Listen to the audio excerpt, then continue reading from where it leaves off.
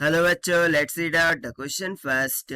In the series LCR circuit shown in the following figure, the reading of voltmeter and ammeter are.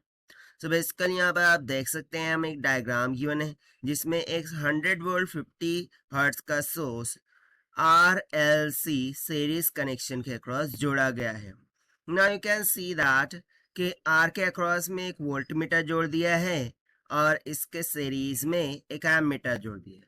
So ammeter और voltmeter की readings क्या होंगी वो हमें यहाँ पर बताना है. तो चलिए स्टार्ट करते हैं हम सोल्यूशन से. But before of that let's talk about the key concept which we are going to use here for this question. So basically देखिए, यहाँ पर मैं डायग्राम में देखूं, सो जो इंडक्टर के अक्रॉस वोल्टेज ड्रॉप है और कैपेसिटर के अक्रॉस वोल्टेज ड्रॉप है, दोनों क्या है, सेम है. अब ये सेम है, इसका मीनिंग क्या है कि ये रेजोनेंट कंडीशन है, राइट. सो यहाँ पर हम सिंपली रेजोनेंस कंडीशन का यूज करेंगे और रेजोनेंट कॉन्सेप्ट का यूज करेंगे. सो यहाँ पर हम सिंपली लिख देते हैं कि according to resonance concept. So in resonance क्या होता है, रेजोनेंस की कंडीशन में क्या होता है कि जो भी इंडक्टिव रिएक्टेंस है जिसको हम डिनोट करते हैं एक्सेल से, ये इक्वल हो जाता है किसके, कैपेसिटिव रिएक्टेंस से. And just because of that, जैसा कि ये तीनों की तीनों सीरीज में जुड़े हुए हैं, सो इनमें से फ्लो होने वाला करंट भी क्या होगा, सेम ही होगा. जो रेजिस्टेंस में से फ्लो होगा वो इंडक्टर में से फ्लो होगा, वो कैपेसिटर में से फ्लो होगा. एंड दिस मीन्स दैट कि उनके अक्रॉस आने वाला वोल्टेज भी सेम होगा. And according to question you can see that कि हमें क्या गिवन है, इंडक्टर के अक्रॉस वोल्टेज है 200 वोल्ट, वहीं पर कैपेसिटर के अक्रॉस वोल्टेज है 200 volt. This means that both are equal. So from here, can I able to find the RMS value of the voltage of the circuit? वो किसकी equal हो जाती है, अंडर रूट ऑफ जो भी resistance के across voltage है वो उसका square plus simply VL minus VC का होल स्क्वायर.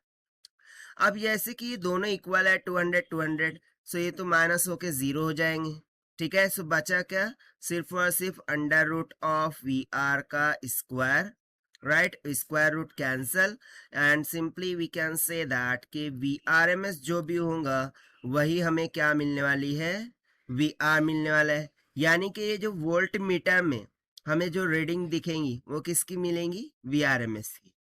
नाउ सी, यहाँ पर हमने जो सोर्स वोल्टेज अप्लाई किया है इसको हम क्या बोलते हैं, RMS value of the voltage.